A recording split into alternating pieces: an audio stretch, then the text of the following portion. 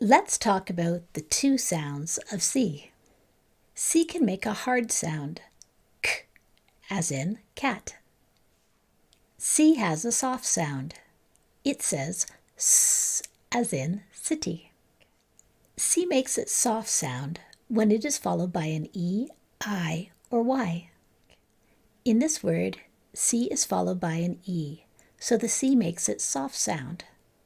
This word is scent.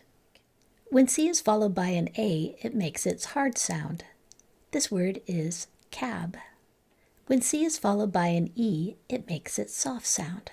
This word is cell. Thanks for watching. This is Shauna Odette from the Flying Cat Academy.